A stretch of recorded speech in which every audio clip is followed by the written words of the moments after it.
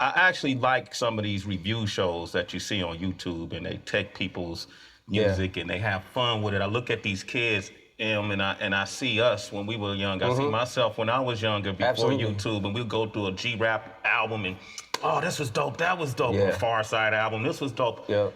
They just kind of doing that.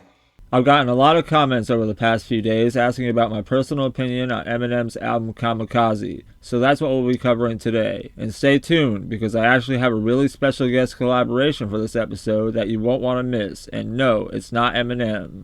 Kamikaze was a surprise album dropped on the last day of August 2018. It was a 10th studio album released through Shady Records and Aftermath Entertainment. The album has 11 songs, including The Ringer, Lucky You, and Venom, and 2 skits featuring Paul Rosenberg, Eminem's manager. Now for my honest and candid opinions, which is what you all came for.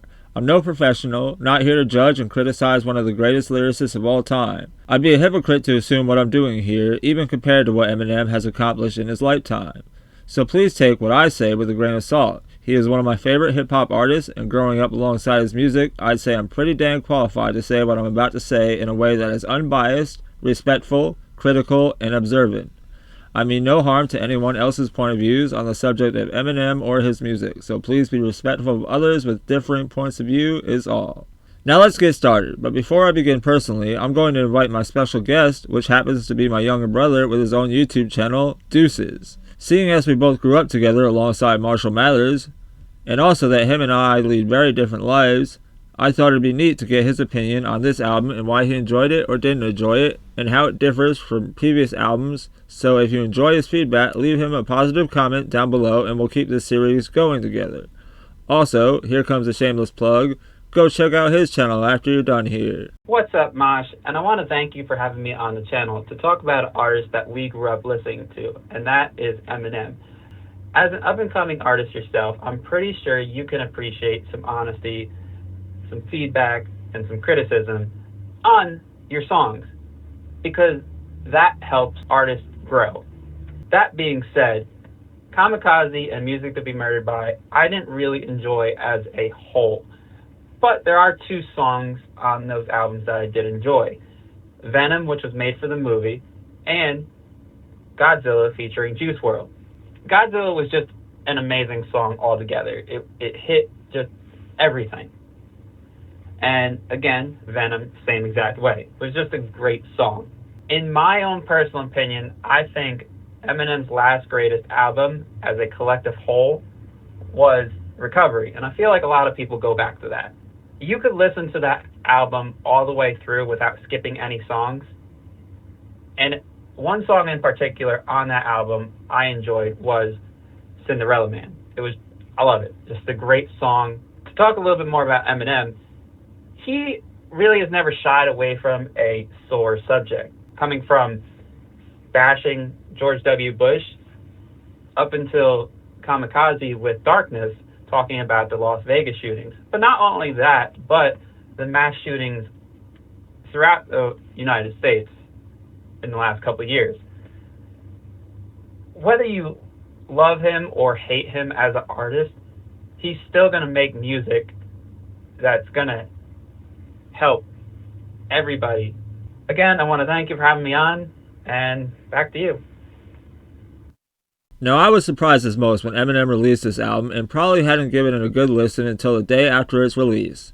What drew me in was the continued drama about Machine Gun Kelly, which happened to be a big part of the lore in the history of Eminem at that point in time. If you'd like me to cover Eminem and Machine Gun Kelly's beef, I'll do that in another video, but the timeline of that drama was quite entertaining, from Nat, Killshot, and now, Not Alike. This song was a shot at mumble rappers featuring Royce da 5'9", the bad half of Bad Meets Evil. Royce's verse is quite intricate, but not aimed at anyone specifically, simply the genre of mumble rap. But Eminem's verse is very, very clear who he's talking about. Now, is this a song I still listen to? Nope, it's just an interesting part of the lore, specifically when Eminem had issues with MGK. But one song I continue to listen to this day is Lucky You, featuring Joyner Lucas, because I'm a big fan of both these artists. Joyner Lucas has some amazing tracks, including Rhymin' and OJ, Devil's Work, a tribute to Mac Miller with 17, and even a song with hip-hop great Busta Rhymes in Jumanji. He's an excellent lyricist and storyteller, so I knew the song Lucky You was going to be a masterpiece, and I was not disappointed. As I mentioned earlier, the album itself seems to be taking aim at mumble rappers, but other artists who don't take the legacy and culture seriously enough, and the media as well as anyone who took aim at him during his revival album, including Charlemagne and MGK. In his opening track, The Ringer, he drops a whole list of names and even seems self-aware that Revival got a shit ton of hate, as well as the hate he received for going against Trump in the BET cipher, which is also addressed in this song. To be quite candid, this is not an album as a whole I go back to listen to. Kamikaze the song was quite intricate, and as for the rest of the album, I can't say it much appealed to me either. Instead, individual tracks get put on rotation on my playlist at work, like Lucky You, but with so much good music out there, can you blame me? Most people get excited for the song Venom, which I like to finish this video speaking on. The movie was pretty amazing when it came out, and so having this song to promote the movie was a great move. I won't hate on this song as being the most relevant in pop culture, because to me there's really nothing wrong with it. I wouldn't skip past it if it started to play, but I wouldn't search for it either, although I do find the hook stuck on my head every so often.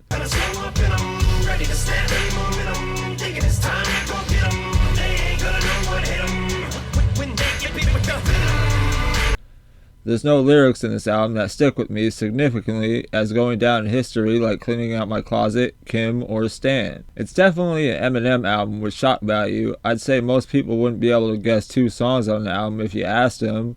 But again, there's a lot of really good music in existence, and Eminem is great at what he does when what he is doing is battling worthy opponents, and I just don't feel he has many. All the greats look up to him, and everyone he takes shots at in this album are just lame. We know the media sucks and lies. MGK switching from rap to punk pop was quite funny, but he's still making money, so who am I to judge? Mumble rap has died down quite a bit in my life, at least. Even making fun of 6ix9ine and Lil Pump is kinda over with. This will go down in history as one of the greatest albums of the year, probably. But will it go down as one of Eminem's greatest? I don't believe so. And I don't feel the connection to the movie Venom is strong enough to get the people to be supportive of the whole album. But I'm a big fan of Lucky You and of your lyrical talents, Eminem. You're still able to use words and syllables in ways that consistently outperform even yourself and impress minds of generations, and hence why there's millions of videos picking apart your genius. If you'd like to hear more of my opinions on this subject, feel free to leave a comment and a like and let us know you support the cause, and think about subscribing because we're really trying to hit 10,000 subscribers by 2025. And I've gotten over 500 videos on my channels involving everything from the world's smallest RC car to drone footage of the Colorado River, my own music under the Mosh's music videos playlist, and so much more. So thank you for watching, and I'll see y'all later. Another home run show. Yeah!